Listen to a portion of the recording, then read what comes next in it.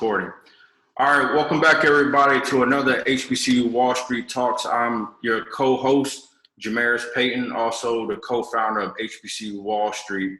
As you know, over the last few months, we've been hosting these HBCU Wall Street Talks where we've been bringing in influencers, entrepreneurs, people who are in industries where we as Black people have typically been left behind and or just the knowledge itself hasn't been given to us. So we wanted to be the bridge for that.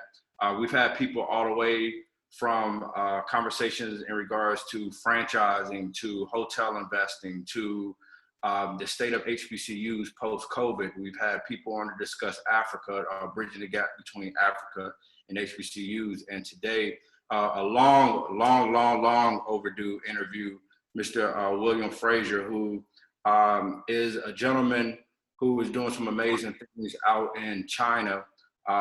He has a book called Black American Entrepreneur in China. And I remember I told him, he and I had a conversation about maybe almost like a month ago. And I reached out to him and, I told him how I've been following him kind of secretly for almost a year now. And why this conversation was important to me and is that when I was in business school, I actually took a class called Venturing in China. And this is back in 2009. So even back then, I kind of saw this as a lane or a industry or a place in which we as African Americans or Blacks should be learning more about way back then, especially as they started talking about China becoming a super powerhouse. And as we all know, the things that was happening in China. So again, I saw this as an opportunity for us to bring an expert on and kind of talk about from his experiences, what's going on over there, where are the opportunities for us, and then for him to kind of expound a lot more on the work he's been doing and also on his book and why this is important to him. And without further ado, I want to introduce Mr. William Frazier. How's it going, sir? Oh, good evening to you. Good morning to us over here in China and Asia. Everything's going pretty well, man. I appreciate you reaching out to me and inviting me in to have this candid conversation, pinning off what we already had before. Bring you up to date, all of the listeners. Yeah, I'm William D. Frazier. I'm a Georgia boy. I pretty much have been in China, involved in China 20 years now, as a matter of fact. I first came over here on a study abroad program with Savannah State University. That was in the summer of 2000. And I mean, that's 20 years ago. People say that's a long time, but actually it's very short, believe it or not. And when I came over here, one of the things, and I talk about it in my book, one of the things I first came out of my mouth was, I'm going to live here. And I didn't know why I said that. It just popped out of my mouth. It's because what I saw at that time is totally different than what I see now. But what I saw at that time was the development of where economic growth was going to occur, because my background is in economic development and urban planning. So I saw immediately what I had learned in the classroom was actually being applied in a country that I would never thought it would actually exist, in that capacity. So that's how I ended up here. I moved back over in 2002 and pursued my PhD in urban planning at a university here. It's Tongji University. And that's when I really got exposed to China's development model and what they were going to do as far as growing the country. And they're pretty much on point with what they're doing. And I could see how we could rather benefit from it. Like, when I say we, I mean Black America as a whole. Cool. So you talked about living in China. You did a study abroad over in China. And we'll get into some deeper questions. This is kind of like some icebreakers and stuff. But what was it about it? You get over there, you're studying abroad. What was it? It was like, oh shit, I'm staying over here. What was happening over there? What was going through your mind?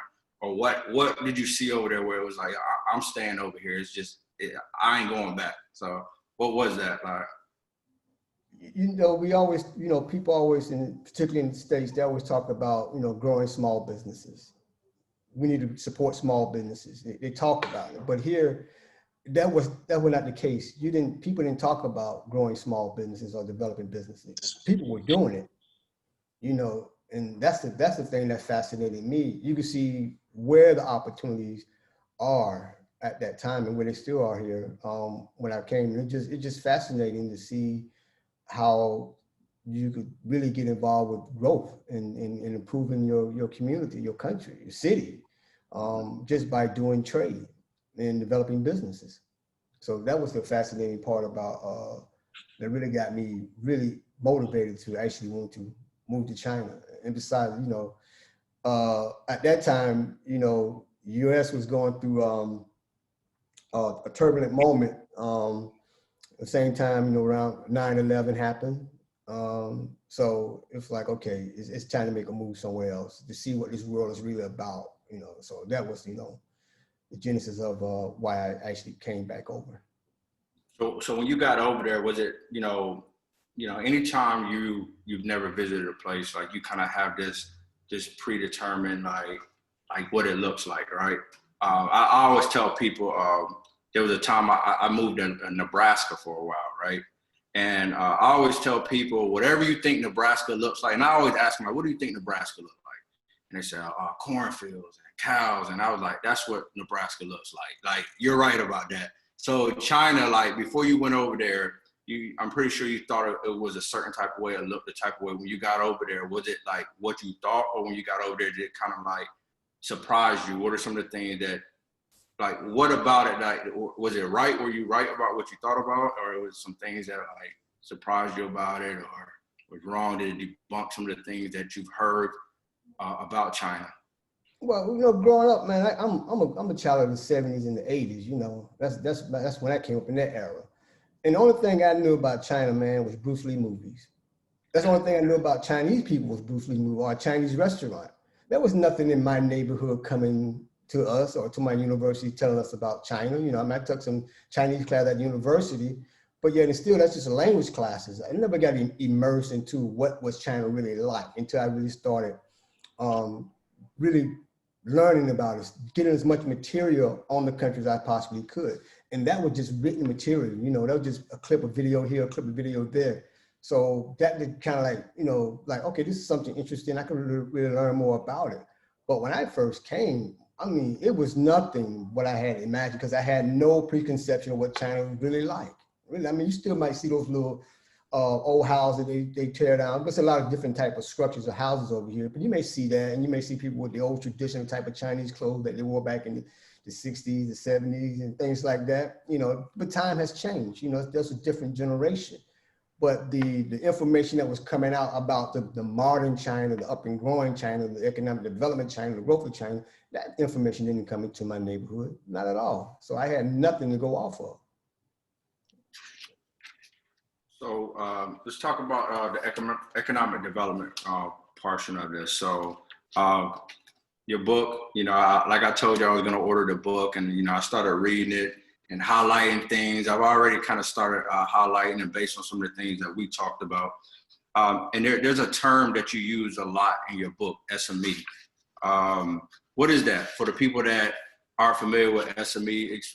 You know, obviously it's in here. You tell me what it is, but what is SME for the people who don't have your book yet?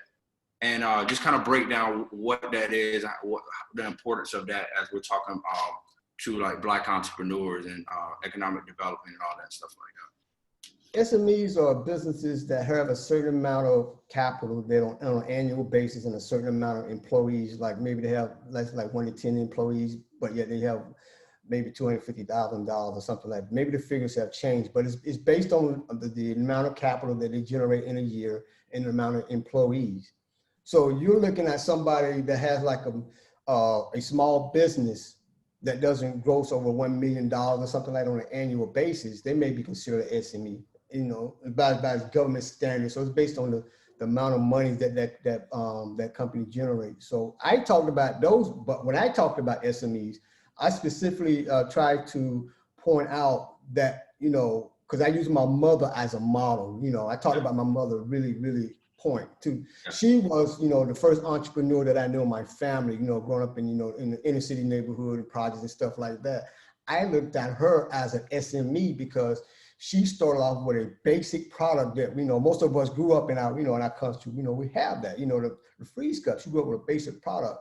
So I looked at that and said, okay, what other individuals that we know that have a basic product that they trying to sell or they trying to produce, but yet and still they're not a big company, but yet they have the capacity to become one if they have other resources to help them.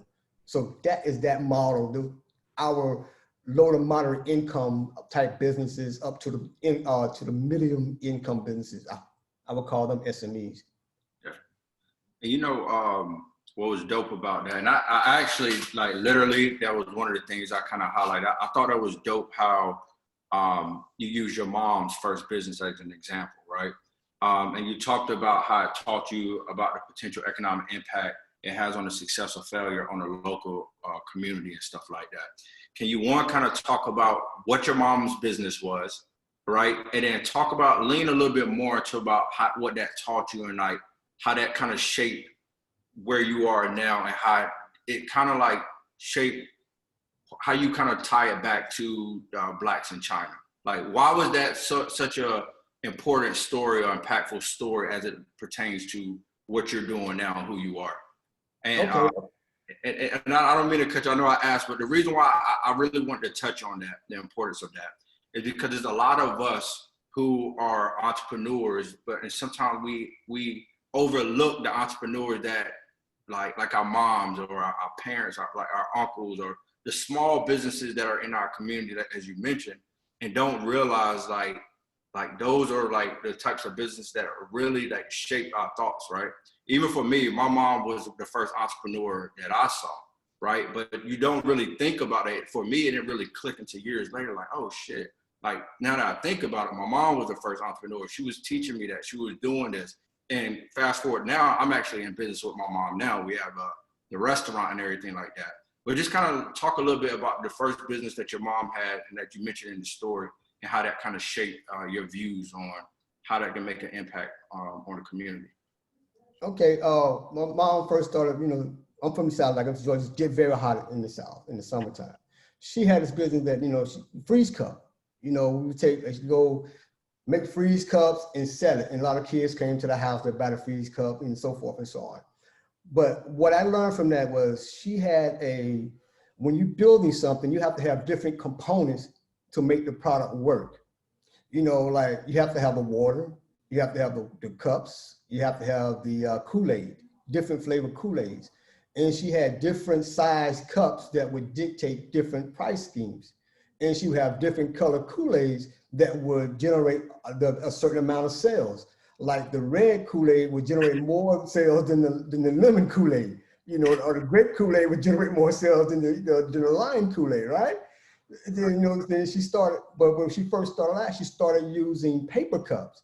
But the problem with the paper cup is that once the Kool-Aid started melting, people would take a fork or a spoon and dig inside to get the freeze cup out, right? They do that. But what happened was that it started ripping the cups.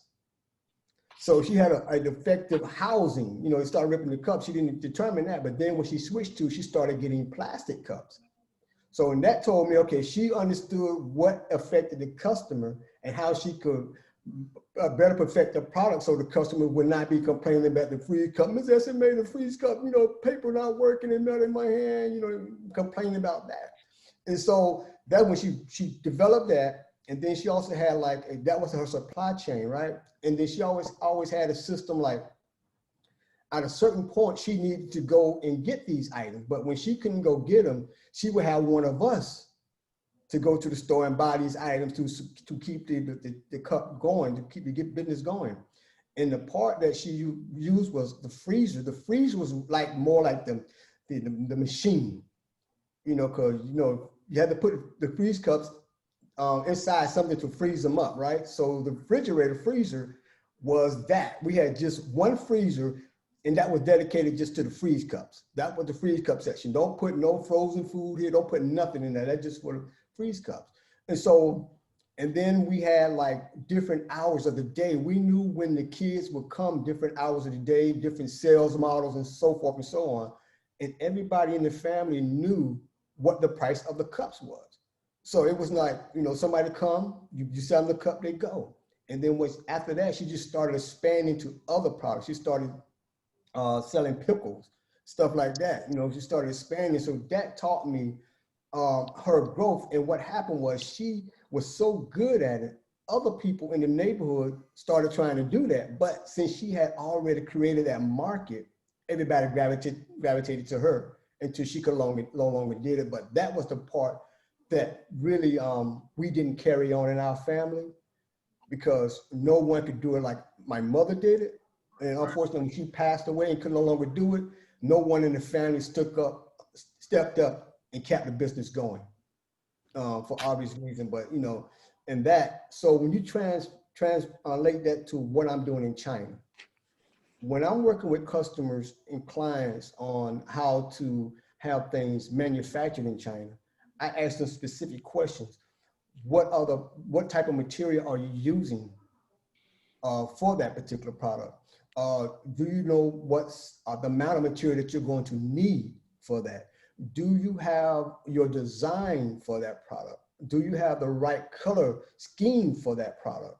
Do you know when you want your products to be delivered to you? Do you have your packaging and all that? So all of those basic things that I learned from my mother, I just kind of came over here. I'm like, okay, these are step-by-step things that I need to ask clients that they need to have in place. Because like you say, somebody just come up to me and say, okay, I just want a hat, you know, but it's more detailed into just wanting a hat. Or that I want to manufacture some clothes. It's more detailed. It's more stuff than just saying you want something. You got to have more specifics, the basic stuff to actually make your product work, as well as the packaging and the delivery.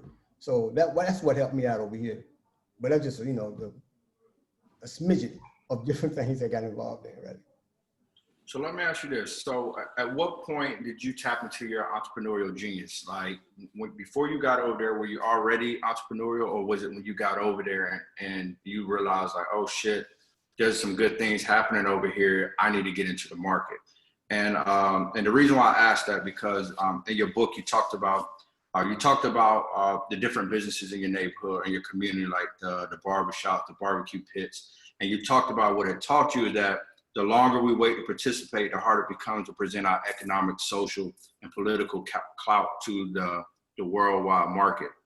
So when you got over there, like, was that already something you already had in mind? And it's actually a two-part question on that, because this is now going to kind of go into some of the comments that were going on the page and everything like that. Okay. But what kind of got that entrepreneurial juices flowing? Like, that's the name of your book, Black Entrepreneur in China. So were you already entrepreneurial, or was it when you got over there you saw opportunity and you wanted to jump into that? Yeah, I was already an entrepreneur. I did and dabbed in it prior to coming here. As about, you know, and I talked about it in my book. One of the key things that really opened my eyes a little further than my mother, you know, expanded me, was procurement. Mm-hmm. When I heard the word procurement, I had no idea what procurement was until I got into that field. And when I got into the procurement field, I started recognizing how businesses make money off of local, state, and federal governments because of the contracts and the things that they get, or the services or the product that they provide. And then what I started recognizing was there are Black businesses out there that can do the same thing, but yet they're not being reached out to bid or to get these opportunities. And however, this is the thing that really kills for us in a sense. It's always a person that's sitting at that desk that makes a decision on who gets the contract, who's the prime contractor. In all cases, that person is not us. Right. And also, you know, some of us work in the office, but we don't dominate the office unless you in a predominantly Black city that majority of people are Black that, you know, have access to that information. So when I did that, but what I started trying to do after that, I figured out, okay, I'm going to bid on government contracts. I pivot and said, okay, I'm not going to work in this industry anymore. I'm going to start bidding on government contracts, in which I started doing that. You know, that went on for a little while, and I'm like, you know, I'm on this side of the fence, on that side of the fence. And then I went into as an economic development planner, and that's when, you know, things just started really opening up. How cities go about developing plans to support SMEs. Like I said, SME, how they go about doing that, and there's certain things that they don't do efficiently enough to support them. They would deem that if they build a stadium or if they bring in a major industry, that helps SMEs. And technically, to me, it does not help them because SMEs have a specific identity or interest or a platform that is really not being reached. Even though they would tell SBAs to have these training programs for people to go and get trained on how to do business, they're training people how to do business. They're focusing on the local, state, and federal aspect of it, but not on the global aspect of it. And so I recognize that, and that was one of the frustrating things about trying to make a difference, because there were so many restrictions that inhibits SMEs from expanding, even to the point when China had started into the WTO, people wanted to get things from China, but they did not know how to go about getting things from China. So what most people would do, and I talk about this in my book, what most people would do, they're like drive to New York, or they're driving down to Miami to these flea markets, or drive to Atlanta to the flea markets and buy these things that other folks have already brought in, bring it back into their community and sell it. Mm-hmm. And that was not really beneficial for them. That went on for a while. So when I came over here, when I came over to China, that's when it really started clicking. That's when everything started coming together, because that's when I got introduced to the manufacturing aspect of China. Not just the manufacturing aspect of China, but the import and export aspect of doing business in China. And that's when I said, okay, this is the missing component. This is where SMEs, Black America, needs to get an avenue, a bridgeway to connect the Chinese culture, the difference between cultures and industry. That's why the subtitle is Connecting Industries and Cultural Differences. That's where that comes in at. Yeah. So that's how I came about that. So let's talk about, and let's talk about some of those industries. You know, when you and I kind of got on the phone a few weeks ago, I'm pretty sure that's the question that everyone asks you. William, what are the industries we need to jump in? What are some of the products that we need to be jumping, or services? Just off the top of your head, what are some of the industries that you see are industries that we can be getting into, whether that's the HBCU community at large, and or the Black entrepreneur, like from your vantage point, or what do you say to someone that says, William, what should I do? I see the opportunities. I see that China is a big thing. Where do I start? Okay, let's go with you. You got a chicken and waffle shirt, right? Obviously, you have a restaurant. You said you and your mother have a restaurant. Yeah.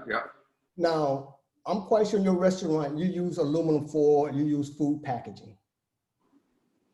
And most likely, and I'm just asking, you probably don't buy those things from a Black distributor. Correct. That is an industry that we need to get in, because as much as you use those things, how many other Black businesses use food packaging, aluminum foil packaging, carryouts and things like that? But I'm here and we don't have someone that I know of in the US that actually provides those things to businesses such as yours. So I would say food packaging is one of the key things to get into, because not just because it's good for restaurant, good for industries and things like that. It's a one-time use thing. Yeah. You only use it once, and then you got to come back and get some more. Yeah. And just like with disposable paper, you only use it once, and you got to come back and get some more. Yeah. So, and those products do not have a color attached to it. Yeah. It's across the board, it's universal. So yeah, those would be like two industries right at the top of my head. Something what you're doing right now, and anything dealing with the food service industry or everyday use items that you take, you use it, but you really don't take for granted where the stuff is coming from or how much you use it. Right. And and as we spoke, we kind of talked about that, and I talked about, and you said the same thing, like, hey, Jamerus, what industry are you in? But when we started rapping about that, and I talked to you about, I never really thought about it, but, especially with COVID, right? Mm-hmm. It's like, I recently, before I talked to you, as I mentioned to you, I was listening to a podcast, and they had talked about how packaging, controlling the customer experience is becoming a new thing, or it's that much more important because of COVID, and how food packaging is a big deal. And I started actually looking that up after you and I talked. So for sure, that's an opportunity. And like you said, that's all races, that's bipartisan. Everybody's gonna need that stuff. So the other thing that I noticed too, I was on your page and you were doing a lot about, you were talking a lot about toys. Talk a little bit more about that, a little bit more like the toy industry. I saw you were like recording that, you walking through like kind of toy fairs and everything like that. Like what's going on in that industry, or what are you seeing there for us? Yeah, that's another one too. Let me give you some backdrop on what happened up until the video for the people who are viewing it. I attend toy shows quite often, and for some reason about 2 years ago, the agency, the Chinese agency industry organizer had emailed me and asked me would I like to write an article about the China toy industry. And, and I said, sure. I wrote an article, and basically what I told them is what I see is that your toy industry do not have anything that focus on people that look like me. Right. Every time I come here, I look at the toys, they're nice toys and everything. The quality is excellent and so forth, but it doesn't talk to me as I'm one of your consumers. I'm one of your potential business partners. So I think the toy industry needs to focus more on Black American people, because that's a market you're really not tapping into. And that's understandable that they're not tapping into it, because we're not too much over here exposing our resources and our capability and our know-how to these industries over here. So I wrote the article and they published the article and we talked about it. I talked about the article. And then this year, they asked me to come back and host a show, to be the first person to host their online Facebook Live show. And that was an honor. And with that, they just further exposed me to different toy manufacturers and the products that they have. And one of the things that one of the companies that had was a talking book. They had a pen, like the pen you got right now in your hand. They took the pen and they would go over words in a book, and the book reads. So if a parent, is too busy doing work, can't do it, and the child needs somebody to read to them, they can take a pen and go over a book. If you're a children's book author, or writer, or illustrator, and you write books for children, that is a good tool to have to promote your books. You can easily have kids to take your pen, like that marker you got in your hand, you'll stroke it across it, and it reading your books to it. Then they also have like a lot of different play mats that's good for children, that's environmental friendly. They have a lot of scientific games. Like they had one game that was like a chemist set. You've probably seen a lot of them. But this one is really phenomenal. I mean, I've seen a lot of things that when I come back home and I go to Walmart and Target or something like that, I'm like, oh, this is the bottom of the barrel, in my opinion, of the toys and the quality of toys that's actually accessible over here. And that's one thing that I really get exposed to, the quality of the things that are really accessible to us, but we just don't, actually go in and grab those opportunities. So that's why, toy industry is especially now because of COVID and kids are home, they're homeschooling, and they still need those tools to help them to expand their mind, and we need to provide them those things to them. Yeah. And did you mention like the chemist set? Did you say something like that? Yeah. And the reason why I thought you said that, but one of my guys in here, Dr. Ja, he's a chemist. So Ja, I know you can appreciate that. I saw Ja, so his name is in here. So I know that kind of made him smile to hear you talk about the chemist toys in there. So, but it's not real chemicals, but you get the idea that you can be a mad scientist, stuff like that. Right. So one of the things that you definitely talked about in the book, you talked about that pretty early in the book, is that how other cultures and countries have their own like private global trade offices or chambers and stuff like that, representation in China, and the need for us to have one. Can you talk a little bit more about specifically why you feel that is important, and like what do we need to be doing to make sure we have a little bit more representation from like a chamber or kind of these different trade offices in there that represent more of our culture, our people, and things. And what are you doing to help with getting that going and everything? Okay, that's good. That's a good question.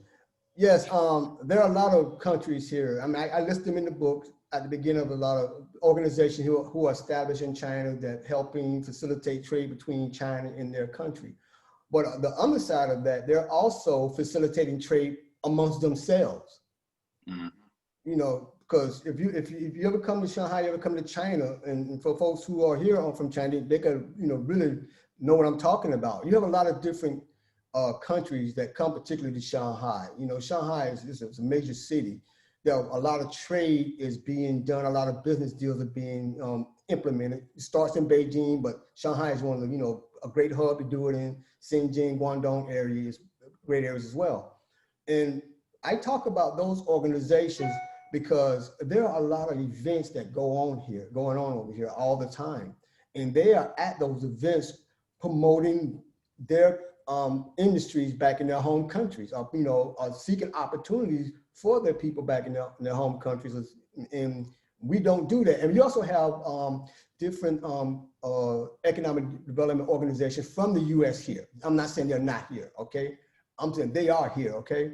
But they don't focus on us, because if they did, I would not be sitting here having this conversation with you. We would know that, yeah, there are organizations in China focusing on us, and they are here, but we're not part of that agenda. So in that aspect, what we need to, what we can do is, and what I'm doing, and this is a great what you're doing too as well, because you're allowing me to come on and talk about this issue that we've been pretty much out of the loop for since I've been over here. Right. To be honest with you, since I've been over here, that situation hasn't changed. And we need to change that, because there are a lot of things that's particularly going on in China right now that is going to impact global trade going forward. Because recently they just signed what's called a Regional Comprehensive Economic Partnership, the RCEP. I don't know if you heard of that. Mm-hmm. They just signed one of the largest trade pact with 14 other Asian nations in this area. They just signed that, what, the 15th of November. That's one of the largest regions. That probably is the largest regional trade pact, free trade and things like tariffs and a lot of issues of products that's coming between these countries. But yet we're not here to be involved in that process. And they do a lot of, and we're going to get to this later on, and they do a lot of, and there's a lot of African countries here doing trade with China too. So, and don't get it twisted. People think, you know, black folks shouldn't be doing business in China. Africans are over here doing business with China. Don't trip. Yeah. I want to talk about that. Three things I definitely want to lean into. Can you talk let's lean a little bit more about that trade pact that you were just talking about. Why is that the significance of that? Why is that so important? Like talk a little, like kind of expound on that a little bit, so the people like myself and the people that are here, what's the importance of that? The importance of it is that, you know, when you're here and you're getting exposed to other cultures, you see things that they're not in that culture that you are knowledgeable about, that you could benefit from. And we need that type of exposure to access that information, as well as getting knowledge and resources from them to help our economic situation back in the US. And that's why I said it's important, because now that's going forward. And the thing about it, Jamerus, is that the rest of the world is pretty much not waiting on the US, to be honest with you. It's rapidly moving faster and faster and faster, moving away from trying to engage or trying to maintain any sense of, they just want to maintain calm with the US, put it that way. Just keep it calm. But for trying to expand economic growth, and I don't know if they really pushing it, because with this trade pact, they really focusing on other areas and other partners. Yeah. So we have to get in that real fast and make sure we can, you know, maintain our situation or grow our situation, not maintain it. We don't want to stay in the same position that we're in now economically. We want to improve it and go further with it. So where do you see the opportunity for HBCUs? We're on HBCU Wall Street. You're an HBCU graduate. I'm an HBCU graduate. A lot of people up here I see are from HBCU. What do you see as the opportunity for HBCUs themselves to do more like study abroad, but also more from the economic and social impact? How do you see them as to be a catalyst for change or like making those impacts? What are those opportunities look like from your vantage point? Or what is your recommendation from being a judge? You know, recently, Duke University opened a campus in Quinshon. Duke University. You have a lot of U.S. universities opening campuses over here. That would be one area that HBCUs should really focus on. Getting a HBCU campus in China. Education is universal, you know, that would be vitally important. Also, when HBCUs really need to put forth more effort to not just implement study abroad programs, but maintain them on a consistent basis and change the way that the study abroad program operates.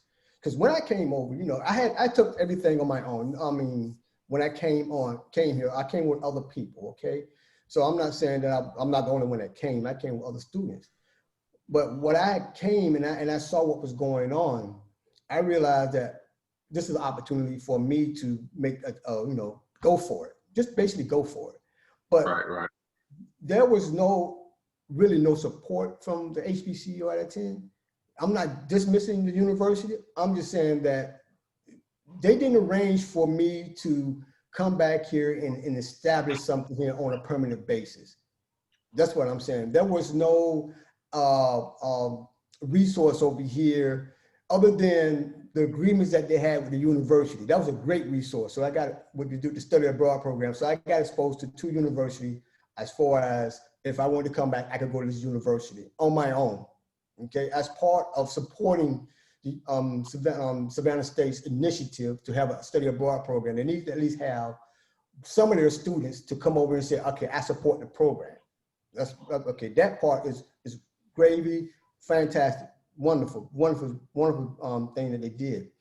But when you come over here, people tend to go to the traditional places, you know, the historical sites, you know, and do the local thing. Like they'll go to you know, Beijing, go to the Great Wall, or go to Tiananmen Square, Ming Tomb, Summer Palace, or they come down to Shanghai and go to the financial trade centers and places like that. They'll go to historic places, the significant places.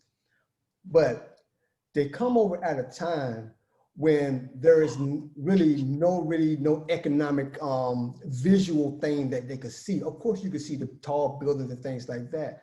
What I'm saying is that when they have a study abroad program, they should have it come to China when there's a trade show. And then the students can participate in the trade shows. Then they get a chance to see actually what's going on. That's a change that most of them don't do. Because most of you know, bring them over to attend a trade show. And of course, in the back of the book, you see I have listed a lot of trade shows that I've attended throughout the years I've been here. And they could just focus on whatever industry that they have an interest in, focus on those trade shows and get students to come over here and attend the trade shows. And that is a change game. That's a change maker. So you mentioned Africa, and I want to kind of touch on that a little bit. But before we kind of jump into that, I want to talk about what led to the whole Africa discussion, a lot of the comments. And I'm gonna read something that I posted today. If you agree with it, say agree, don't agree. And then from there, we'll kind of jump into that. So one of the things that Torrance and I posted today on the website, it was reasons why Black entrepreneurs need to be doing business in China in 2021. The first thing we put, the fastest growing major economy. Agree or disagree? Agree. It's a growing consumer base. Agree. China is a global leader in product innovation, digitalization, and research and development. One of the global leaders. Agree. One of them. Not the global leader, but one of them. One of them. Yeah. It has an improving business landscape. Agree. It has an abundance of skilled talent. Agree. All right, so let's kind of get into the Africa side of it. It said trade between China and Africa increased by 700% during the 1990s and China is currently Africa's largest trading partner. That go by country. Okay. Because Africa has different countries, so I can't say it's the whole continent. That's Okay. country by country. So we posted that and we got ripped apart today, man. Me, you, Torrance, whoever, you know what I mean? And some of the comments that came up, and I definitely want to lean more into this as we talked a little bit about Africa. And someone said, I have to wave the BS flag. China's economy is not transparent and full of inefficiency and corruption. More importantly, Chinese are racist against Africans, are only seeking to exploit Africa, which is why they don't hire Africans on a large scale. Don't believe the hype.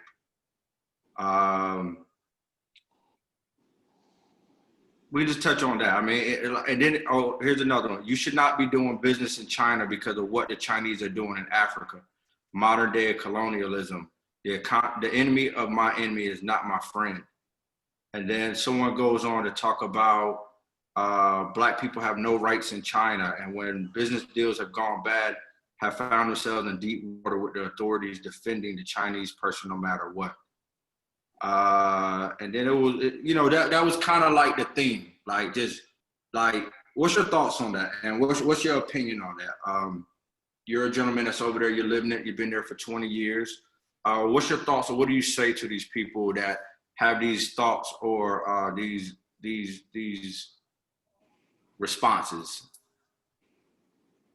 Okay, I would say, first of all, as far as Africa is concerned, there is no monopoly or duopoly on any country in Africa, influence in Africa. You got to deal with different countries and their relationship with Africa. And China has done pretty well. There's some positive things coming out of Africa because of China interaction. You can at places like in Ghana, like the infrastructure, the development, investment projects. Those are all positive things that have came because of China's relationship with Africa. But then again, you have people who I don't know why others would deem China to be a modern day colonialism, because the agreements that China are making with African countries is with different African countries is between that country and China. Those government officials are making agreements with China, and so that's their relationship. And for somebody to generalize and say that Black Americans should not be doing business with China, that's not helping us, because if we have started doing business in China when China first had the open door policy in 1978, maybe our economic situation wouldn't be as dire as it is now in the U.S. Mm-hmm. I've seen a tremendous lot of changes that China has had, not only in China, but also in Africa. So I wouldn't necessarily say it's a bad thing. Of course, you got to look at the hundreds of years of colonial occupation between the West and what they did in Africa prior to China's involvement, say for the last 20 years. I mean, for the last 20 years, again, China has created opportunities for economic growth, economic diversity, job creation, and connectivity in Africa. So I would think that it's more on a racial line, that most Western countries feel that China is a threat to them because China is doing things in other countries that they should have been doing other than going around and giving aid and donation to. If you look at it from that perspective. So for this person to be, saying, I want to do business with the enemy of my enemy, I would suggest that if you feel that way, anything in your house that says made in China, would you please donate it? Because to somebody else who could use it. I'll flip it, send it to me. Yeah, so if you feel that way, then don't, if you don't like doing certain things, get rid of it, right? Nice. So if you feel like that way, then don't buy anything that says made in China. Make your own position, be true to your own cause, if that's what you believe in. But I really can't, and like I said, there's a lot of, they have one group here in China called AFCHAM. I mean, wonderful group. And they have fostered a lot of trade opportunity between African countries and Chinese private industries. And so for somebody to say that, and and not look at the whole big picture that the impact that China has done in Africa is really not a good scope. And I must say this, and maybe I'm wrong, but I don't think I'm out of bounds with this. China has made an economic impact, but most people are concerned about the debt that these African countries may be taking on. And that could be the reason why he's concerned that it's a debt problem that most African countries may be suffering from making these deals with China. But, you know, again, it goes back to those leaders in Africa and the leaders in China to make those deals and how those deals will be handled within each individual country. Some deals are good, some deals are not. But overall, I mean, this company had like Afrobarometer did a study and saying like maybe like 63% of the citizens in 36 countries in Africa feel, you know, they have a positive relationship with Africa.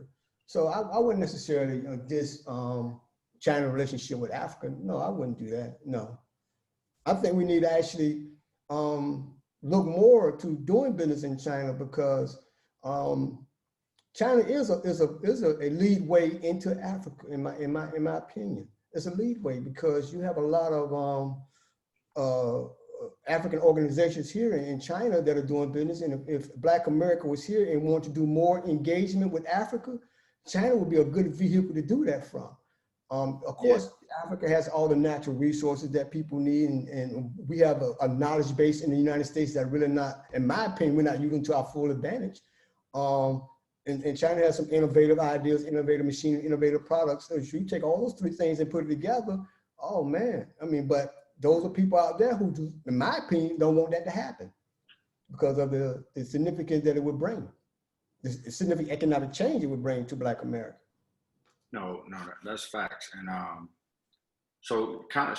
we did a show a few months back talking about bridging the gaps between HBCUs in Africa. And essentially, this show is basically kind of the same thing. How do we bridge the gap between China and HBCUs? So how do we bring that triangle offense together? How do we use the intellect, the genius that are happening at HBCUs, the resources that are happening, the resources that Africa have, and the technology, the innovation that China has? How do we kind of bring that all together? Like, how do we do for self? Like, what are some of the things or advice or ideas or opportunities that you see where the HBCUs can be tapped into China and Africa, kind of bring this kind of full circle? One thing about HBCUs, I was working on this project, it kind of got stalled, you know, because of COVID and things like that, is that Africa, I mean, not Africa, I mean, China is like, it's like with their characters, they tell stories. It's just like telling a story with the character meaning a story. And when I was talking to one of my dear mentors at Savannah State, Dr. Peggy Blood, and she's she's in the art department, and she's heavy, man, like really heavy. And we were talking at one time trying to do the first Black American arts exhibition in China. That has never been done. That has never been done. They have a Black American art exhibition in China from the 1920s on to the present time. So if we have something like that in China, or when we have something like that in China, to introduce our culture, because that's what we need to do. Art is a way of expressing ideology, things and behavior and things like that. Once we start doing things like that, and once HBCUs get more involved in exposing who we are to the country, it'll be much more easier because, you know, for us to expand into other areas. And I really believe that, you know, it's through the arts, you know, because here it's more like person to person. You got to really get to know people and get to show things. And once they know more about us on an artistic level, not through the musical thing or through the athletic aspect, but more through the artists of our true essence and on our business component, it will make things much more easier. And then to bring that into Africa, because you got a lot of Africans over here, like I said, they're introducing the African culture to China. And, you know, they're coming up and doing, they really are. They're introducing even the dance and the clothing and the culture. And you have a lot of Chinese people that travel to Africa, of course, obviously, for more reasons, you know, to learn more about the country. And you have a lot of African students that are coming to China and studying at the universities here. And so we need to, I don't know what the present administration is going to be doing, but that'll be one of the things I'll push to get HBCUs to have a more permanent stakehold in China. And arts would be one of the primary vehicles to use to go through to make that happen. So as an entrepreneur, like one of the things I always talk to entrepreneurs about, young entrepreneurs and my peers and stuff like that, the importance of like vertical integration, controlling the supply chain and stuff like that. How do you feel like China is very important within that, like the whole vertical integration thing? So we talked about earlier about me owning a restaurant, right? And we talked about sourcing like a product from there. Like from your vantage point, how important is the whole vertical integration of entrepreneurship, be it a business owner? Like how do you feel that is important? And then how do you feel like they can leverage the things that are going on to China to be part of their whole supply chain and vertical integration? It's very important. And I have to say that because of COVID, as a result of what happened with COVID, prior to it happening, when it started happening over here, I made some phone calls and I called some people I thought would move on it. I said, you need to start getting some masks. You need to start ordering some gloves and gowns because this thing is coming to the US. And this was like back in January, but they didn't move. And as a result, they didn't move. You got the end result. Not everybody say, okay, wear your mask, wear the PPE and all right there. But however, I say that to say this, when we have a supply chain establishment in China, so when things happen, we already have that supply chain bringing things to us, not in case of a pandemic, but on everyday life, everyday things that we need to have to grow our economy, to create jobs for our people, to make us more stable as a community. It's vitally important to include China in that supply chain. We can't not include them in that supply chain and think we're going to be successful because they are involved in it as well as other countries are involved in certain components of that supply chain. For instance, if you wanted to take and say the mask itself that we have, that's the end product. But if you want to make the mask, okay, you got to get the machinery to make the mask. You got to get the spare parts to maintain the machinery. You got to have people trained on how to operate the machinery. You got to have the raw material to produce the mask. Those are all things that most likely, most of it, if 3 of them, if not all 4 of them, come from over here. It's the same thing that goes for the gloves. The same thing that goes for the gown, the same thing that goes pretty much for anything. If you have the end product, look at the machine that made that end product. Look at the suppliers that made the end product. Look at the training we're going to have to make that product stateside. So when people, they're talking about bringing back manufacturing, I'm thinking to my mind, people got to be trained on how to operate the machines. Yeah. How's that going to happen? When that process is going to start? So it's a very complex thing, when I break it down back to my mother, back to the sugar, the paper cups, it's all different components that go inside of it that we don't have direct access to that we need to have. Yeah. So I'm gonna I got one more question, and what I want to do is open it up to the participants and see what questions that they have. In your book, you talk about do for self. And I subscribe to that theory, to do for self and the importance of that. Why was that important? Why did you feel like that had to be a chapter in your book? Kind of elaborate a little bit more, like the importance of do for self as it pertains to being a Black entrepreneur in China. Okay, when I said do for self, I had to learn how to do it for myself. I had to really understand everything about it as much as I possibly could before I put it down, before I start telling other folks, these are the pit holes I came into. These are the problems that I faced. These are the things that I learned. So when I say do for self, I'm actually saying do it for us, because I got to get it out, because eventually I'm not going to be around. Eventually none of us are going to be around. So I want to get it out to us so we know how to do for self. You take a certain thing that you learn and you pass it on and you build upon it, and you give it to somebody else to pass it on and build upon it. So it's important for us to really take that concept and go further with it. And now that we're living in a more global, diverse world for business and economics, we have to really look at what role are we going to play in that going forward. Yeah. And what do we have that we could give to somebody else, because we can't take it with us. We shouldn't take it with us, put it that way. Facts. What do you say? And I know I said I had one question, but this is when you and I talked, and when I got off the phone, I said, William, I got to do my research. Let me research and figure out what's going on. What did you say to me? What do you say to the person that's on this call right now or on this and said, you know what, William, like, he has some dope ass advice. It was a dope conversation. I got to go do some research. What do you got to say to that person, William? You don't want to repeat what I said. You don't want to repeat this word. Tell me what you told me, William.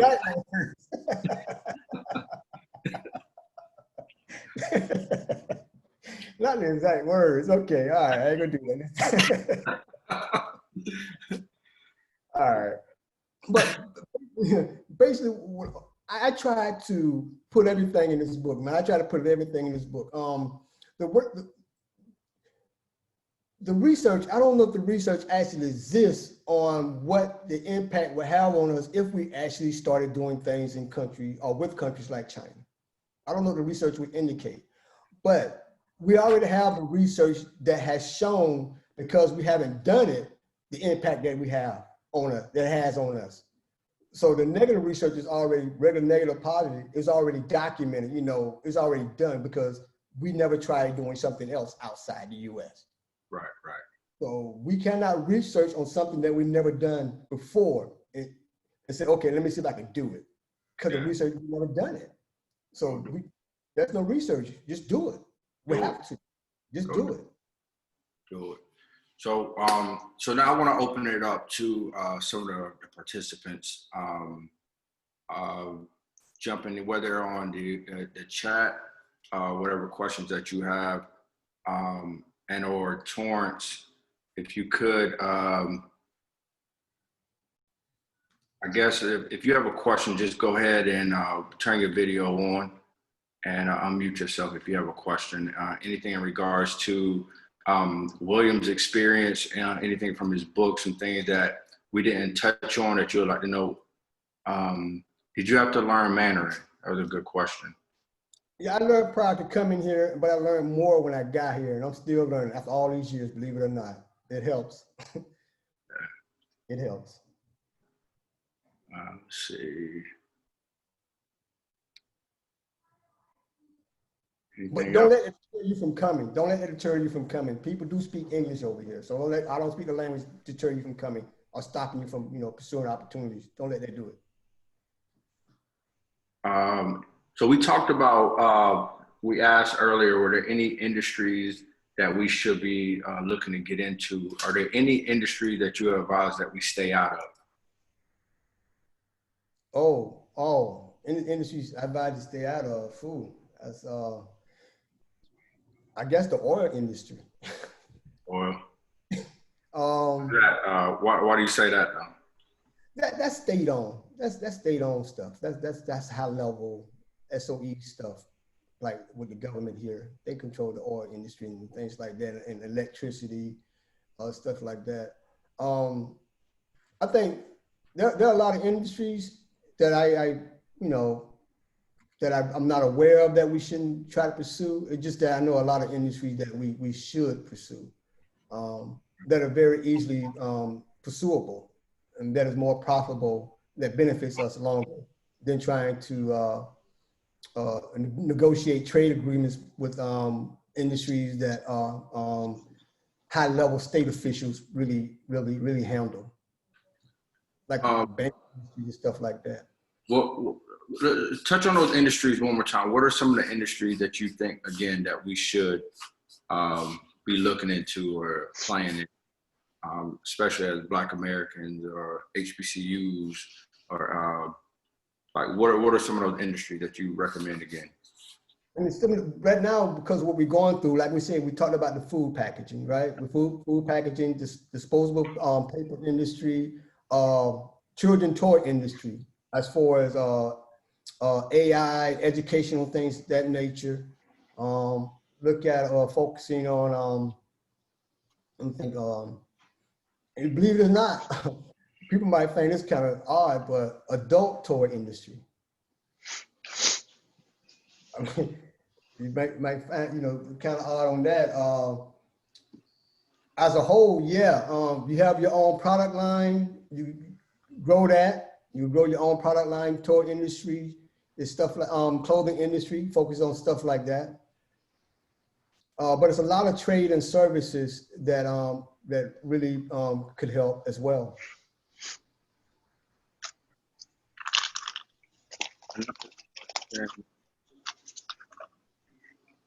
All right, we got one that's coming on. So how you doing, brother? How you doing? Great conversation, gentlemen, for sure. It's my first time hopping on. Shouts out to you, Jamerus, for holding it down, and you, William, as well. I spent a little time in China, probably in 2013. I actually did something similar to you, William, like a study abroad thing, where I lived there. Well, actually, I taught for a year in China, and at that time, maybe it's changed now. I had an issue trying to talk to manufacturers. This was before Alibaba really became Alibaba now. So my question is, how would you circumvent or get past Alibaba and talk to manufacturers if you're doing business now? Like a big thing here, a big thing across the world, I would say, is online businesses. A lot of friends of mine, do work with Alibaba, but if you want to get past them, you have a way. I know when I was there, you had to have or you want to start a business in China, you had to have one part, I think 50% or 51% owned by a Chinese national.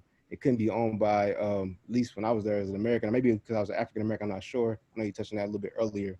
But what's some ways to get past like the Alibaba and just go right to a manufacturer, or it could be you? Well, as far as business, you can own a business here. That policy is totally changed. As a foreigner, you can open your own business in China, so that's not a problem. It's not very expensive. Just make sure you got your paperwork intact, and you have the team in place to help you maintain the business. I look at Alibaba. If you understand, I look at Alibaba like the Yellow Pages. I don't think none of you guys remember the Yellow Pages. Thanks. Oh, absolutely. Okay. So I look at Alibaba as the Yellow Pages. It just give me a name of a business, and I just find as much as I can from that. They do have mechanisms that protect your buying habits with Alibaba and stuff like that. But you're away from the country when you're dealing with Alibaba. You're not on the ground here trying to find out other than who's on Alibaba that can help you get to a better place, a better supplier, a better manufacturer. Not saying that the folks on Alibaba are not that, but I'm just saying you want to be able to get to face with someone.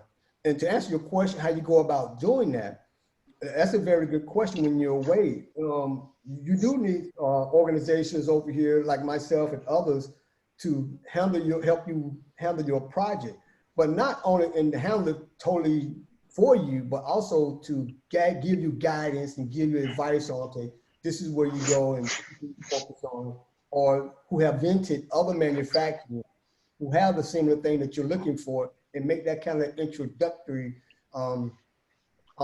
process for you to, if you care to go in that direction.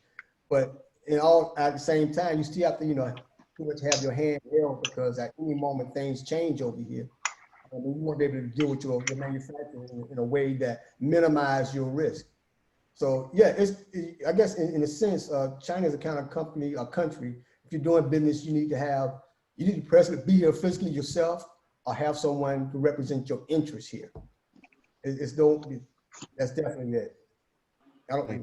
That's it. So where were you when you was over here though?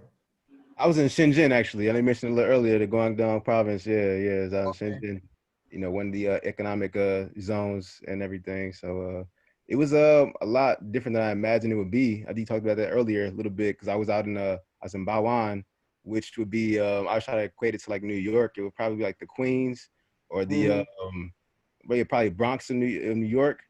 But then going down to Fujian in the city center. But I had because I was there similar to you with other people in a group.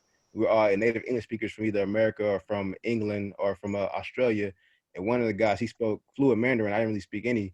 And we went to a manufacturer together, and he was translating for me.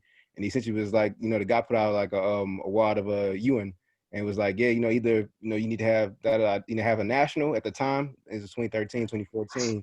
After I graduated, shout out to HBCU Morehouse College, or you need to either have somebody there, either have a lot of money at the time, and he said a certain phrase I don't remember now, or you need to have somebody 51% ownership of national on your business. And yeah. Yeah, but it's interesting what they're doing with college students, that people that graduate from colleges over here now, they're allowing them to open up businesses. Mm. Yeah. You get a college degree over here, you can open up a business.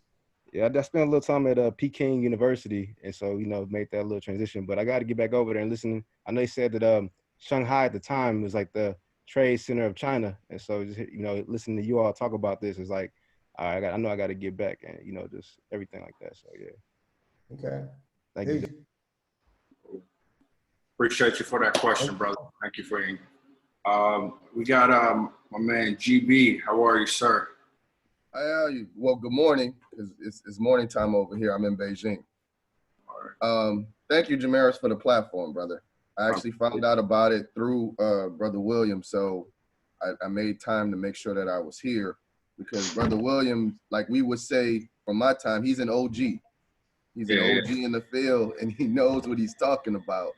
Yeah. And I got a question for you, Brother William.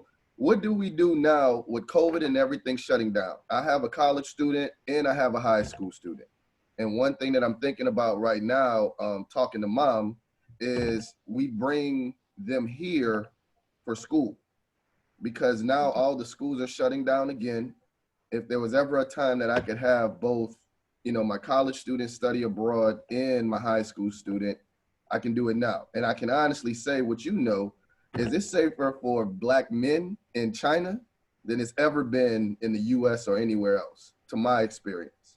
So it's a safe country that I can actually have my children in, and they can walk around. I see college students and high school students 2, 3 o'clock in the morning when I'm going to and from work, and nobody's touching them, nobody's bothering them. They will talk to me at 2 a.m. and ask me where I'm from, and we just start a dialogue. So what would be the methods in getting more Black students over here? And not necessarily from high school, not from college.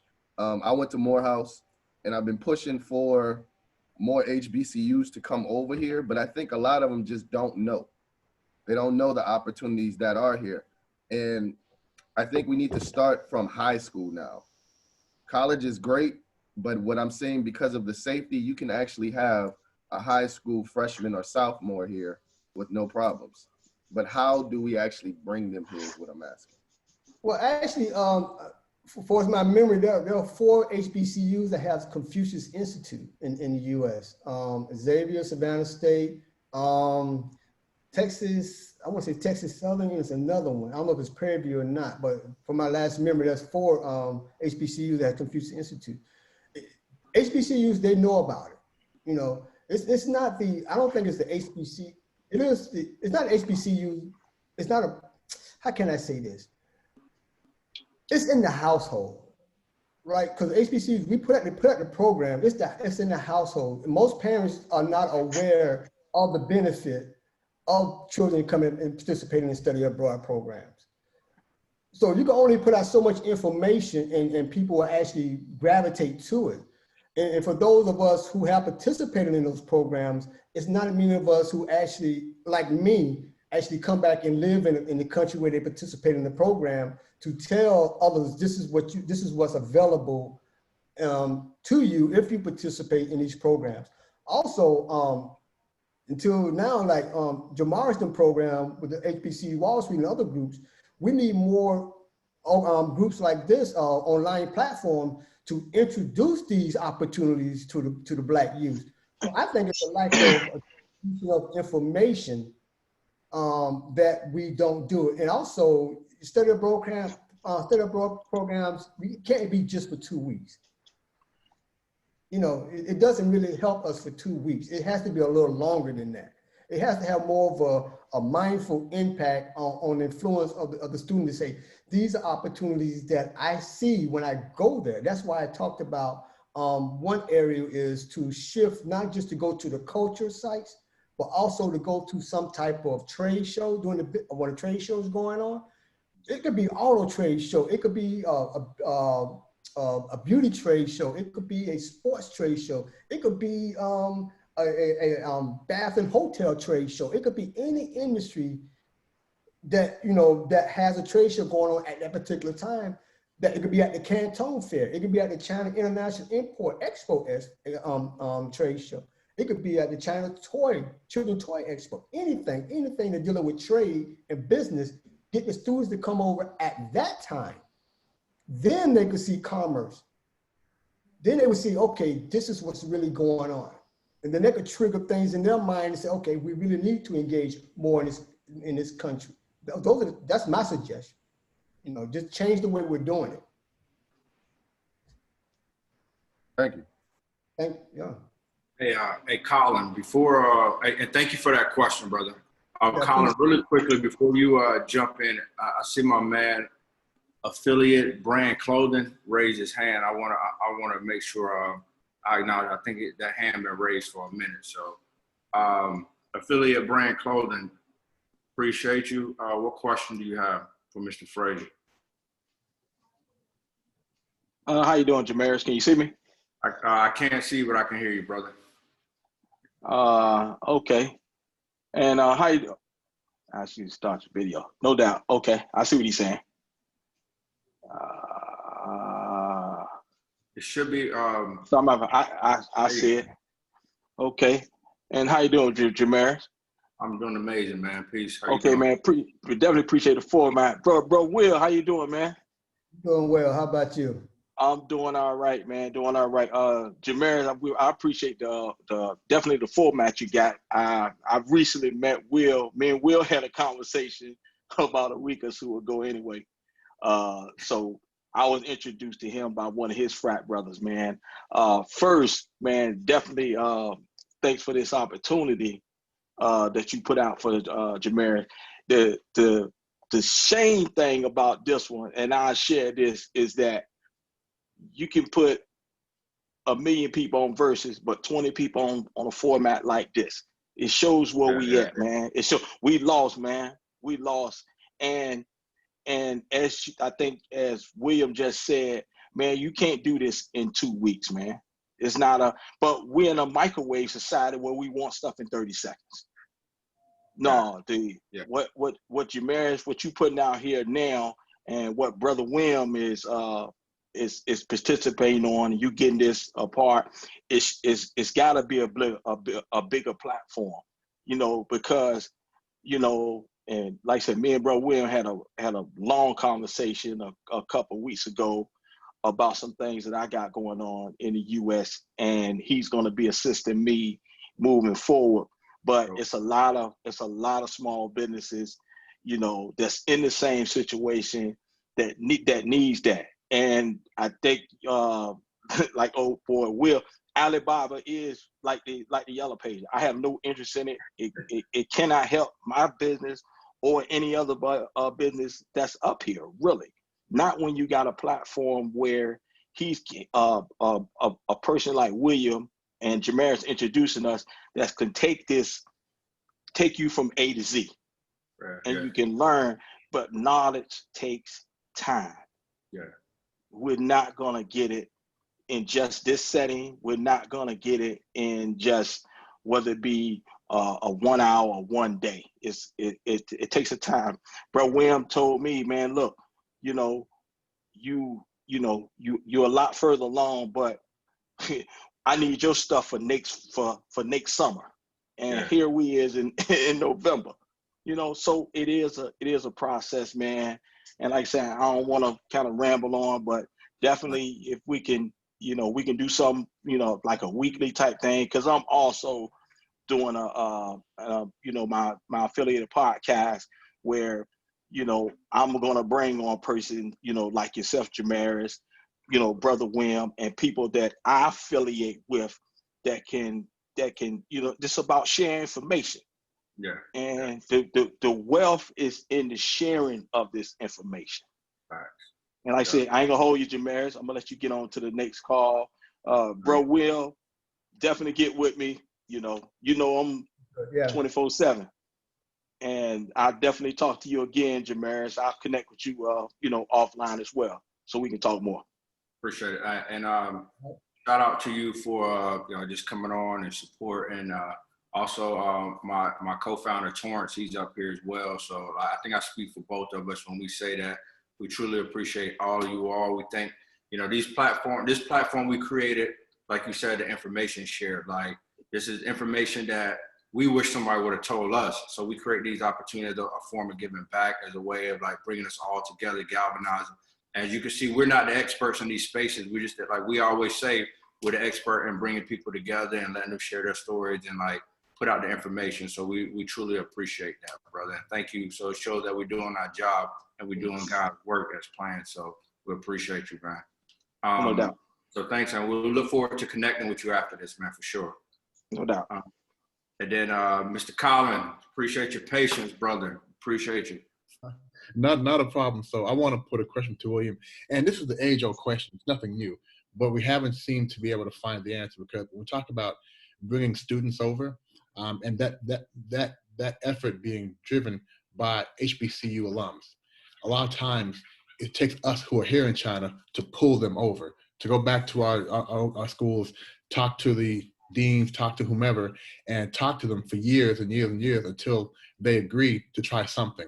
But one of the things that we don't have here in China is we don't have what I would say a collective, meaning we have HBCU alums, we have fraternity brothers here, we have sorority sisters here, but we're not together. And we're not separate, but we don't know about each other. So in your experience here, I'm here 12 years, you've been here 20 years. What would you say you can do? Because I see this brother here in Beijing, I don't know him, right? And I think if we're able to make noise here, because let me tell you something, there are many platforms in the US that would love to feature brothers doing big stuff and sisters doing big stuff here in China. They'd love to do that. But how do we get our stuff together first to be able to attract them to say, you know what, let's put a spotlight on these African Americans or Canadian Americans or Jamaican Americans doing it big? Actually, Colin, we actually started that about last year. There was a lot of Greeks that got together for the first time. Exactly what you're saying. All of us who knew someone somewhere in China, we all came together in Shanghai one weekend. And we decided, okay, we're gonna create like our own international pan-Atlantic group here in China. So we did that, but COVID came. And a lot of people left country, and a lot of people on WeChat, and we don't know who's in country and who's not, because everybody's on WeChat.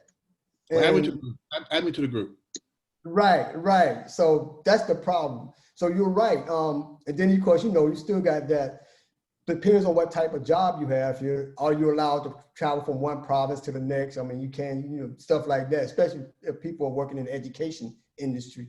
It all depends on who they're working with and working stuff like that. So we did start that. That was a good start, that we actually came together to make that happen. But COVID came and it kind of like, obviously shut that process down. And of course, a lot of people left the country.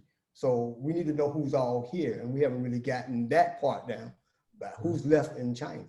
And yeah, I know the brother up in frat brother up in Beijing. So that's the problem. So really quickly, let me chime in. One of the things that we created, HBCUWallStreet.com, which is a community. Within that community, we have sub-communities. So feel free, if you guys want to kind of use that platform. I think, William, we created HBCUs in China or Blacks in China group anyway. So if you guys want to, feel free to join HBCUWallStreet.com. Go into that community, and that, we're happy to at least be the start of you guys kind of galvanizing Blacks in China and starting to foster that communication and everything like that. So as Torrance and I said, we're rebuilding Black Wall Street, but we're doing it digitally, and we're doing it through HBCU. So HBCUWallStreet.com, feel free to jump in there. William, we'll make you a host, so you can do whatever, you can run wild with that, man, and post whatever, or galvanize the people over there and everything too, man. Another question just came through from Mr. Jonathan Blackman. Any advice for someone who's considering grad school in China? And thank you for your question, Colin. Okay, good. If you're considering it, go for it. Go for it. That's all I can say. Yeah. Go for it. Cool. All right, William, I don't want to take up too much more of your time, man. Is there anything, before I let you do your closing, anyone else out there that has any questions before we wrap it up? This is your time. You got access to Mr. William Frazier. Of course, you can reach him after this, but while we got him, before he get his morning started. Almost lunchtime for me, man. Facts, it is true, you know. That is very true. It is about 10:30. Yeah. It's 13 hours ahead. True. All right. So, Like Jonathan, what's up, brother? How you doing? Peace.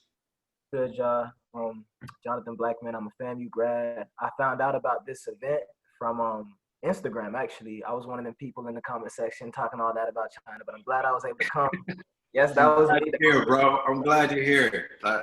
You know what? You know, it's so important, man. Like, one thing about Torrance and I, man, we make sure, like, you know, when people go out there, they, you know, we all have our perspectives. We have our own different point of views, and we don't knock them by no means.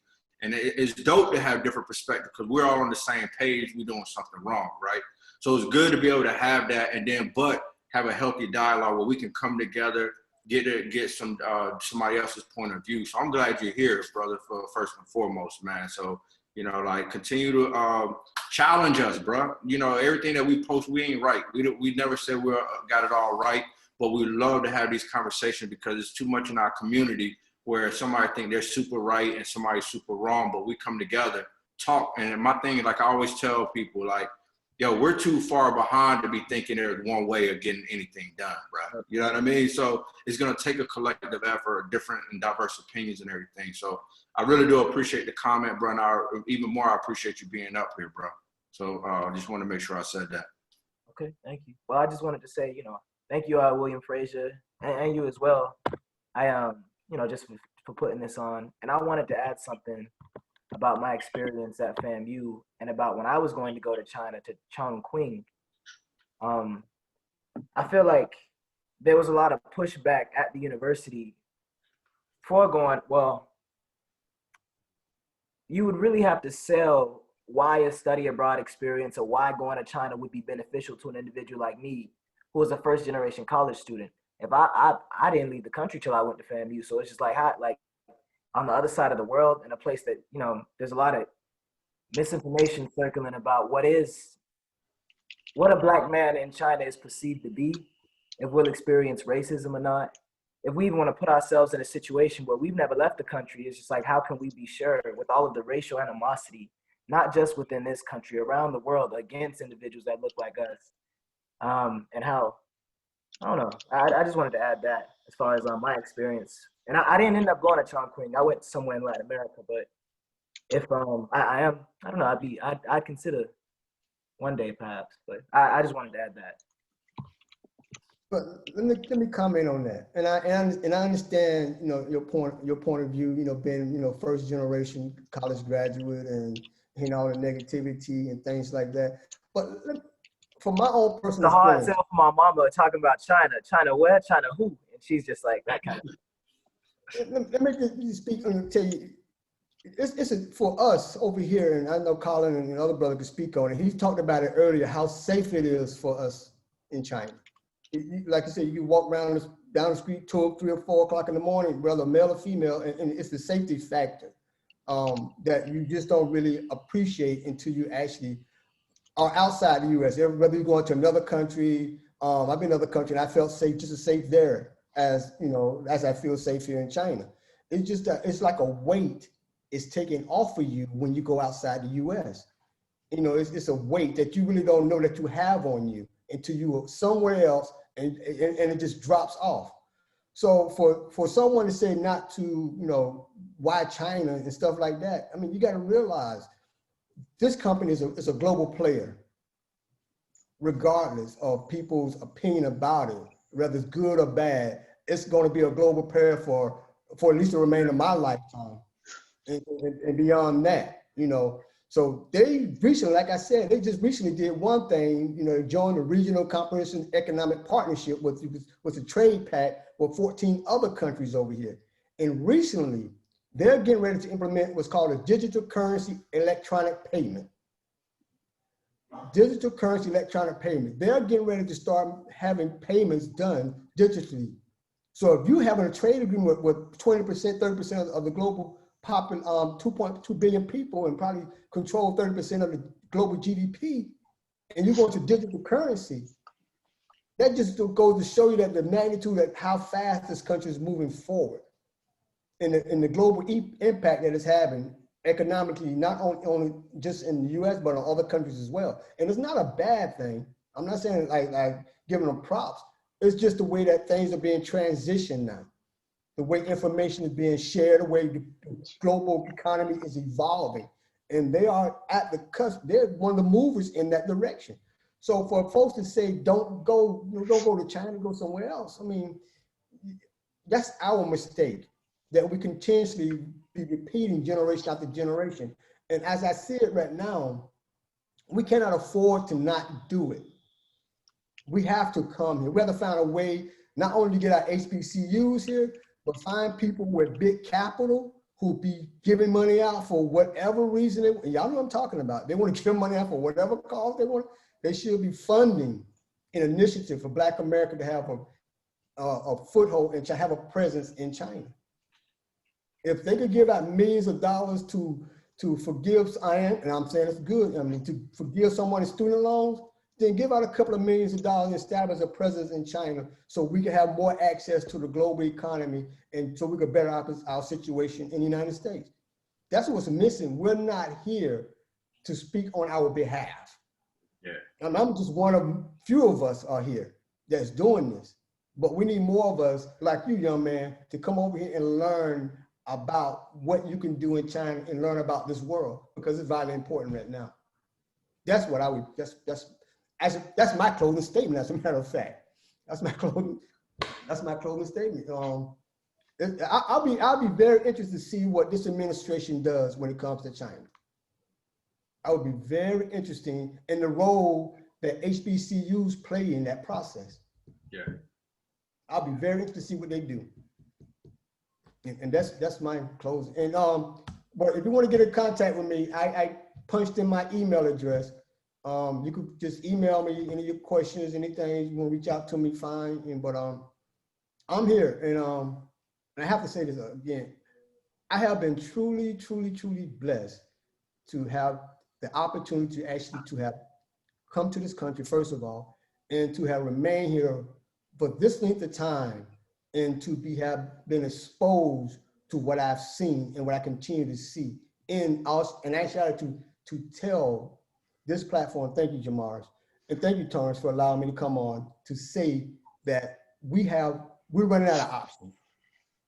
That's the bottom line. We're running out of options to change our economic situation in the U.S., and we can no longer continue the same methods that we're using. We got to go outside to make things better on the inside.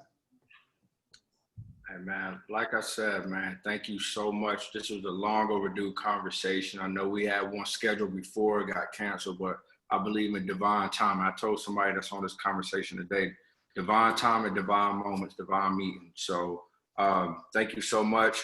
If you haven't done so, where can they get this from? They get on Amazon. Just go on Amazon and type in William D. Frazier, or just go Google William D. Frazier, Black American entrepreneur. You'll find me. I'm out there. Cool, cool. Well, again, thank you so much for everyone that tuned in. Make sure you please go to www.hbcuwallstreet.com, join our community, get on our email list. Go back and hit the hashtag HBCUWS Talks, where you can see other talks such as these, where we've had like a lot of amazing guests. Some people that's been following these talks from the beginning, they can attest that these have been amazing talks. Like I said, what we wanted to do is create a platform and opportunity where people, where else can you get these discussions? You know what I mean? Where can we get this information? We wanted to make sure that we're the one-stop shop for that. I think I speak for Torrance when we say as well as when I say, or we say, thank you again for tapping in. Also, shameless plug, make sure you pick up my book as well, HBCUnomics, the story of Black power, the story of Black college students, economic self-sufficiency and financial freedom, where we kind of talk about some of the things it kind of goes hand in hand a little bit. So make sure you check this out as well. And again, thank you all, and make sure you join the community. And we'll see you again soon. We have our next guest actually December 2nd, Rock T from the Ricky Smiley Show. He'll be coming on as a guest, and we'll kind of talk about his involvement with HBCUs and everything. So again, thank you all, and we'll talk to you soon. And thank you again, Mr. Frazier. We'll definitely be talking as well, man. I appreciate it. Appreciate it. Uh-huh.